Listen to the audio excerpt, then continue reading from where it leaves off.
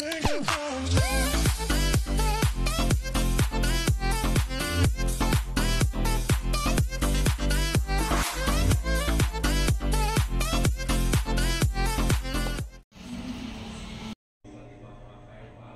mga kapising, na malingki kami. Binurak lang yung boses o ang sounds dahil copyright, mga kapising. Kaya ito, may dalang basket ng misis ko. Walang laman. Niloko ko siya. Dala kami ng basket para sabihin na malingki. Pero ang bibili lang namin yung mga kapising, yung manok, yung pinabili ng pamangkin ko. Mag-adobo daw siya. Sinama ko na rin yung misis ko dahil sabi niya nakakainip na sa bahay. Naghintay kami ng ilang araw. Ngayon pa lang kami namasyal ng dalawa. Actually, hinatid naman kami nung may-ari ng bahay na tinitira namin. Kasi may nilakaran siya, sabi sabay na daw kami. Kaya nagsakay kami sa kanyang sasakyan. Punta na dito. Malapit lang naman to. Ayan. Ito, nagtingin kami sa manok. Kasi magmanok daw kami. Kaso lang, bibilihin namin niya manok. Dapat mag-adobo daw siya ng atay ng manok. Kaso wala. Kaya sabi ko, ito lang adobuhin natin yung laman saka yung iba, ang kalahati, magawa kami ng turon. Ito na mga kabishing. Nag-practice na namin yung ano lang, laman.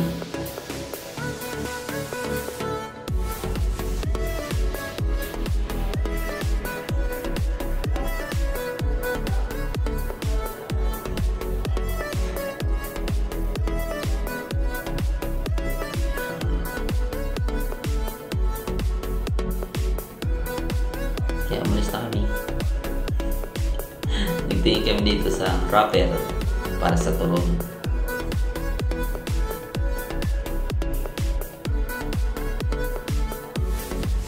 Walang choice mga kapising ko Dave. Ito lang yung laman, yung pizzo lang yung binili namin.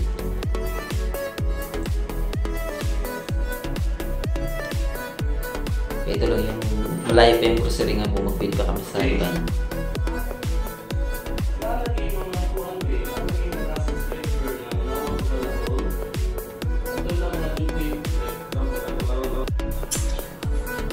Dito mga kapising na kalimutan ko nga, doon pala bayad sa counter.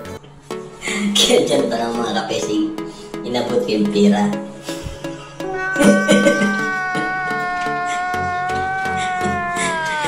Yung sanay tayo sa palengke o sa grocery, sa palengke magbili, hindi sa mall. Yan. Ay, ito. Dito naman, bumili kami ng wrapper para sa turon. Maganda yung turon mga kapising kasi pwede matambay. Kailan ka magluto. Sabi ng pamangkin ko, pili sa maggawa ng turon. Kaya meron kami pang ulam. Kung gusto namin mag-ulam kaagad niya, wala kami pang ulam. Turon kaagad ang tunugutin. Kaya nagkuha ako ng 2 balot, 20 piraso pambalot.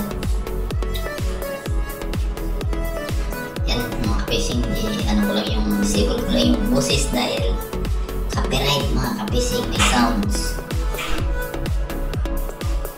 ni Lady Gaga.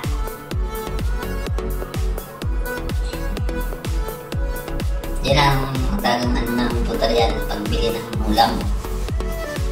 Sumama lang si Mrs. dahil naburing na doon sa kaupo. Pero yun lang, napagod ka agad. Ito nagtingin kayo mga ice cream dahil mainit ang panahon. Pero wala tayong budget dyan.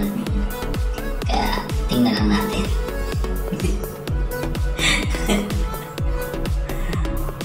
Wala tayong pagbili bibili niyan. Nako, tingin na lang tayo.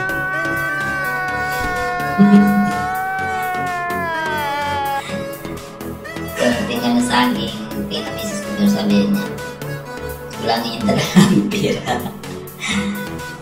Yung budget lang kasi namin pag-ulam lang. Yan. Tuloy-tuloy kami. Kaya nalagay ako ng copyright. Dahil sa lakas ng sounds. Pero sinok ko naman. Pwede ko siguro tanggalin ito. Huwag lang. Nandiyan eh.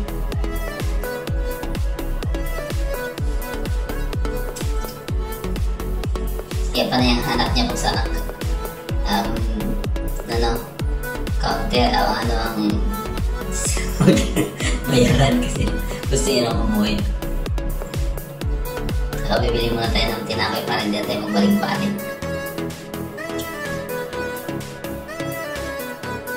Yung tinapay din niya pwedeng tanging 2 araw slice bread.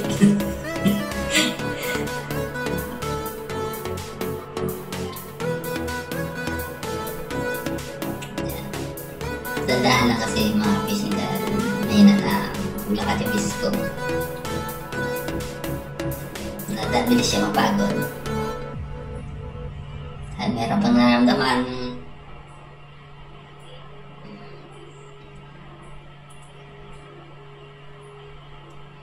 Ayan. Nagpila kami ng slice bread. Talagang pag-isipan mo. Basta wala kang budget, pag-isipan mo kung mahal mo barato. Doon tayo sa puro barato.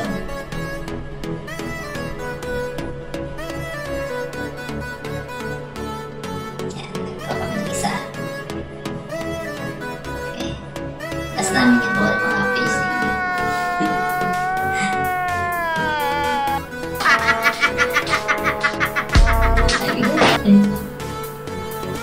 Dito naman kami, bumili kami na sabon dahil sa pagdating namin, isang buwan na kami. Wala kang bilibili sabon panlaba. Kaya hindi ka nakakaya na. Nakitira na nga tayo, nakikigamit tayo. Ang sabon mo lang bayan-bayan dun eh. Sabi ko maganda tayo. Bili tayo ng sabon, kawawa na yung may akin ng bahay.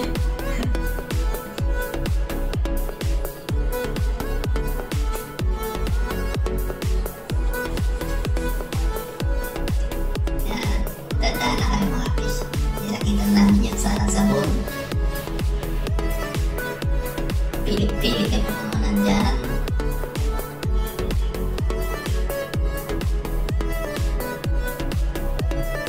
Dito, doon, dito, wala kang nakita dahil ang ginagamit namin dito sa sabon, Ariel.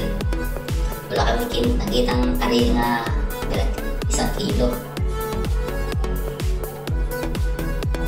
Yan.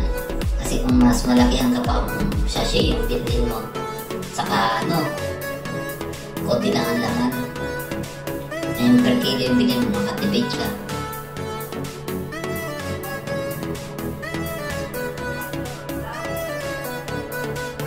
Ayan.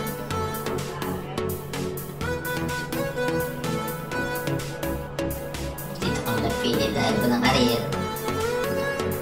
Ayan, brace o tie sa kapag namin nga tie na namin yan.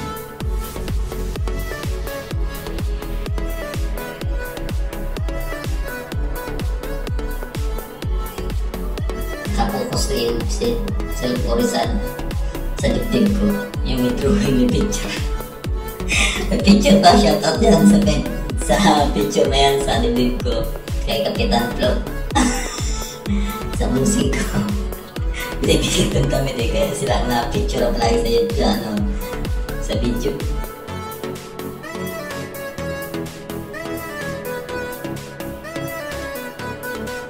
Wala akong damit yung magamit niya ba?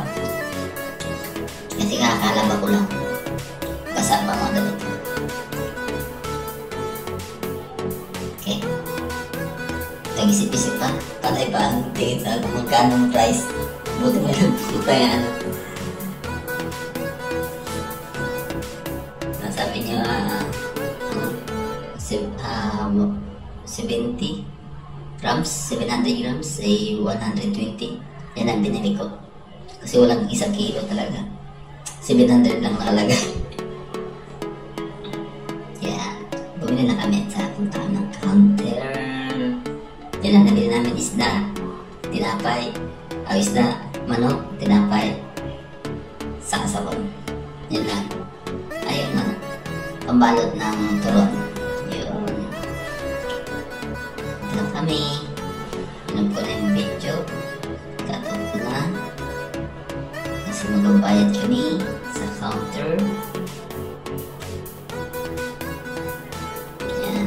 Mabas na kami. Parang nakapalamig din kami dyan. Kasi sobrang init ng panahon. Kaya parang kunwari lang pa mo magbili, pero parang malagyan. Tingnan yung mga hapis, kung gaano kainit mga hapis. Paglabas ko pa lang, hindi ka pa nainitan. Init na masyado. Kaya kami dito sa bahay, sa loob. Kawawa yung may-ari ng bahay kasi umaga nag-aircon kami. Kaya out nga pala sa may-ari ng bahay, kay Elmer at saka kay Nini.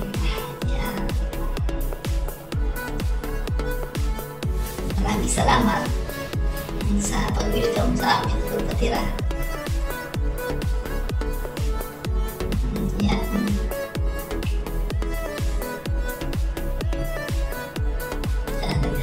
Nagano na kami ng e-bike, isikan.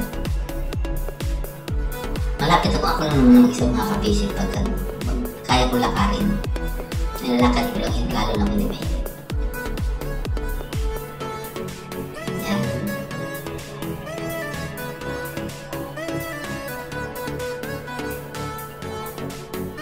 yung sinakyan namin sikat mga fishing, may medyo may katandaan na. Saka i-bike naman to, hindi naman siya magpadya. Saka kami sama-sama siya, apo niya. Babae. Kaya, sama niya yan.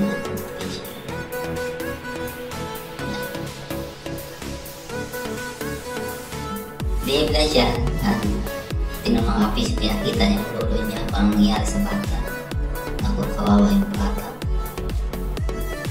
Napasok pala mga kapising na ano daw yung pinakulong ng tubig, nahila ng bata. Kaya yan ang nangyari sa kanya mga kapising, kawawa. Talagang nasa 60,000 doon ang nagastos nila dahil labos ang tiyan ng bata.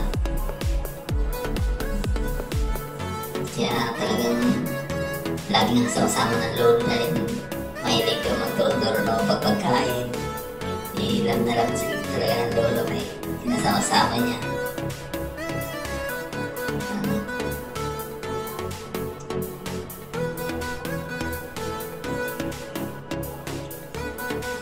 Kaya may kasama kayong bata. Habang pa uwi. Ayan na mga kapising, pauwi na kami. Maraming salamat sa inyong pagpanood. Maraming salamat sa inyong suporta.